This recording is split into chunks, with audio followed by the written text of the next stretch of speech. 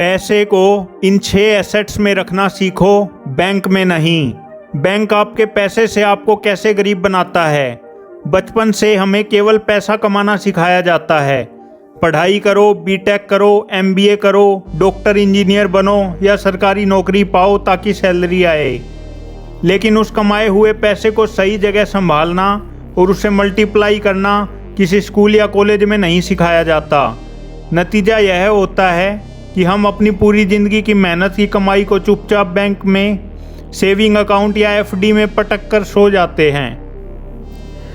आप सोचते हैं कि बैंक में पड़ा पैसा तो सेफ है और थोड़ा बहुत इंटरेस्ट भी मिल रहा है, लेकिन असलियत यह है कि बैंक आपके ही मेहनत के पैसे से अमीर बन रहा है और आपको नामात्र का ब्याज देकर बेवकूफ़ बना रहा है। बैंक आपको क्या देता है? सेविंग अकाउंट पर सिर्फ 2.5% से 3% और एफडी पर ज़्यादा से ज़्यादा 6% सालाना। बैंक आपके पैसे से क्या कमाता है? उसी जमा पैसे को उठाकर बैंक जब लोन देता है तो होम लोन पर 9%, पर्सनल लोन पर 12 से 18%, बिजनेस लोन पर 20% और क्रेडिट कार्ड ड्यूज पर सीधे 36% से 40% तक का भारी भरकम ब्याज वसूलता है। यानी बैंक आपके पैसे पर 40% तक की कमाई खुद करता है और आपको सिर्फ 3% से 6% का लॉलीपॉप थमा देता है।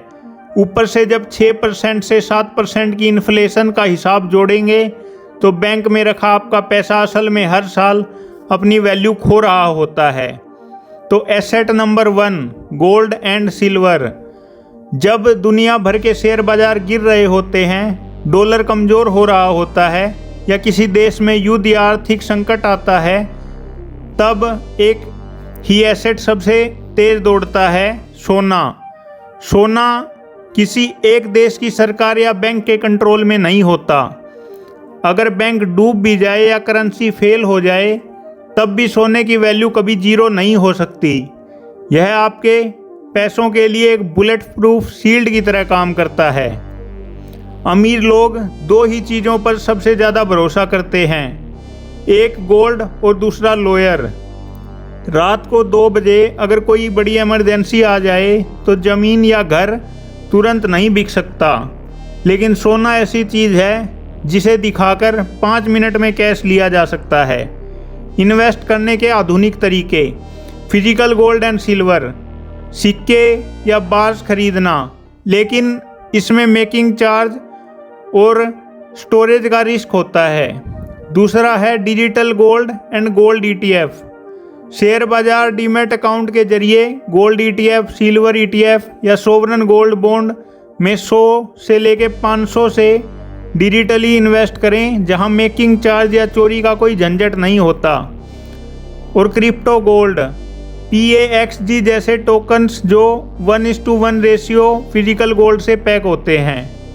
अब बात करते हैं एसेट 2 की, मशीनों से पैसिव इनकम बनाना।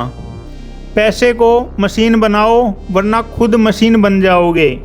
मिडिल क्लास सोचता है कि रेंटल इनकम केवल करोड़ों रुपए का घर या दुकान खरीदकर ही कमाई जा सकती है, लेकिन समझदार लोग भारी रियल एस्टेट के बजाय कॉमर्शियल व्हीकल और इक्विपमेंट को रेंट पर देकर हर महीने की पैसिव इनकम बनाते हैं। रेंटल इक्विपमेंट के व्यवहारिक उदाहरण, कॉमर्शियल ऑटो या इलेक्ट्रिक व्हीकल। 2 लाख रुपए से 3 लाख रुपए में ऑटो या ई रिक्शा खरीद कर किसी ड्राइवर को डेली रेंट पर दे दें।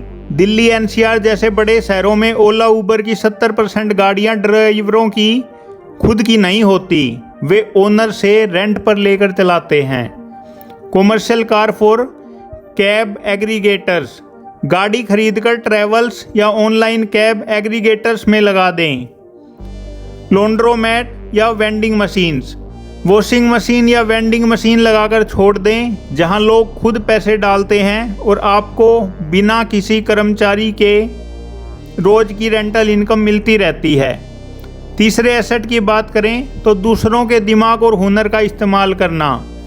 गरीब और मिडिल क्लास इंसान सोचता है कि अगर मुझे कोई काम करना है तो हर हुनर मुझे खुद ही सीखना पड़ेगा, खुद ही वीडियो एडिटिंग सीखूंगा, खुद ही गाड़ी चलाऊंगा, खुद ही सब संभालूंगा। लेकिन अमीर इंसान कभी हर काम खुद नहीं करता, अक्लमंद व्यक्ति वह नहीं है जो सारे काम खुद करे, बल्कि वह है जो सही हुनरमंद लोगों को अपने साथ जोड़े। बड़े हॉस्पिटल का मालिक खुद हर बीमारी का इलाज नहीं करता, वह एक्सपर्ट डॉक्टरों को सैलरी पर रखता है। बड़ी आईटी कंपनी का मालिक खुद कोडिंग नहीं करता, वह टॉप इंजीनियर को हायर करता है।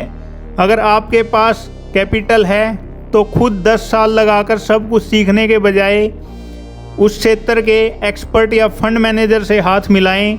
सही लोगों के हुनर का इस्तेमाल करके अपना एक सिस्टम बनाएं जो आपके लिए दिन रात काम करे। चौथे एसेट की बात करते हैं, रिस्क बैकअप। आपके पास कितना भी गोल्ड हो, एसआईपी हो, ऑटो रेंटल का बिजनेस हो, अगर आपके पास एक सही रिस्क बैकअप प्लान नहीं है तो एक बड़ी बीमारी आन होनी आपके पूरे जीवन भर की कमाई और सारे एसेट्स को एक झटके में नीलाम कर सकती है। हेल्थ इंश्योरेंस की बात करें तो अस्पताल में भर्ती होने पर लाखों का बिल 5 मिनट में बन जाता है। कंपनी से मिलने वाला 3 से 5 लाख का ग्रुप कवर बड़े शहरों में नाकाफ़ी होता है और नौकरी छूटते ही ख़त्म हो जाता है। इसलिए कम उम्र में ही एक अलग पर्सनल हेल्थ इंश्योरेंस ज़रूर लें जो 60 दिन पहले और 90 दिन बाद के हॉस्पिटलाइजेशन के खर्चों को पूरी तरह कवर करे। टर्म इंश्योरेंस की बात करें तो अगर घर चलाने वाले मुख्य व्यक्ति को कुछ हो जाता है तो परिवार को होम लोन की ईएमआई, बच्चों की फीस और रोज़ के खर्चों के लिए दर दर भटकना पड़ता है। सिर्फ 600 से 800 रुपये प्रति माह के छोटे से प्रीमियम पर 1 करोड़ रुपए से ज़्यादा का टर्म इंश्योरेंस कवर मिल जाता है, जो आपकी अनुपस्थिति में आपके परिवार को पूरी तरह फाइनेंशियली प्रोटेक्ट करता है। ध्यान रहे यह प्रोटेक्शन कवर है, कोई रिटर्न वाली स्कीम नहीं। 5वें एसेट की बात करते हैं, डिजिटल नॉलेज प्रोडक्ट्स। ज्ञान की 24 घंटे खुली दुकान। डिजिटल नॉलेज एक ऐसा एसेट है जिसे एक बार तैयार करने में मेहनत लगती है, लेकिन उसके बाद वह 24 घंटे 7 दिन, होली हो या दिवाली, बिना किसी इन्वेंट्री के बिकता रहता है और आपको पैसिव इनकम देता रहता है। डिजिटल नॉलेज को एसेट कैसे बनाएं? Online courses and e books. जो भी स्किल आपको आती है, maths, spoken English, cooking, coding, business, उसका एक स्ट्रक्चर्ड कोर्स या ई बुक बनाकर होस्ट कर दें। Paid webinar and consultation. अपनी फील्ड में लोगों को 1-on-1 या ग्रुप कंसल्टेशन दें। यूट्यूब या कंटेंट क्रिएशन। अपनी नॉलेज शेयर करके एक समर्पित ऑडियंस, सब्सक्राइबर बेस बनाएं। यह ऑडियंस आपका सबसे बड़ा डिजिटल एसेट बनती है। छठे एसेट की बात करते हैं, real estate and real estate investment trust. मतलब कि प्रॉपर्टी और बिना ज़मीन खरीदे किराया। रियल एस्टेट से 2 तरीके की कमाई हो सकती है। पहली है रेंटल इनकम, हर महीने घर या दुकान से मिलने वाला किराया। दूसरी है कैपिटल एप्रिसिएशन, समय के साथ ज़मीन या प्रॉपर्टी की कीमत का कई गुना बढ़ना। रियल एस्टेट इन्वेस्टमेंट ट्रस्ट सिर्फ 500 से शुरुआत कर सकते हैं। हर किसी के पास फ्लैट या ज़मीन खरीदने के लिए 30 लाख या 50 लाख की भारी भरकम रकम नहीं होती। इसके लिए सबसे स्मार्ट विकल्प है रियल एस्टेट इन्वेस्टमेंट ट्रस्ट। यह क्या होता है? जैसे म्यूचुअल फंड शेयर मार्केट में पैसा लगाता है, वैसे ही रियल एस्टेट इन्वेस्टमेंट ट्रस्ट आपका 500 से लेके 1000 रुपये लेकर बड़े बड़े मॉल, कॉमर्शियल ऑफिस बिल्डिंग या आईटी पार्क में इन्वेस्ट करता है। इसके फ़ायदे क्या हैं? आप बिना पूरी बिल्डिंग खरीदे बड़ी बड़ी कॉमर्शियल प्रॉपर्टीज़ के किराए में हिस्सेदार बन जाते हैं। इसे शेयर बाज़ार की तरह कभी भी एक क्लिक में खरीदा और बेचा जा सकता है, क्योंकि हाई लिक्विडिटी होती है। 7वें एसेट की बात करें, equity and mutual fund. Share बाज़ार कोई सट्टा नहीं है, बल्कि यह देश की सबसे बेहतरीन कंपनियों के बिजनेस में हिस्सेदार बनने का जरिया है। इक्विटी में पैसा कंपाउंडिंग की ताकत से बढ़ता है, यानी मूलधन पर ब्याज, फिर उस ब्याज पर ब्याज और फिर उसके ऊपर ब्याज। निवेश के 2 रास्ते हैं, डायरेक्ट स्टॉक और म्यूचुअल फंड।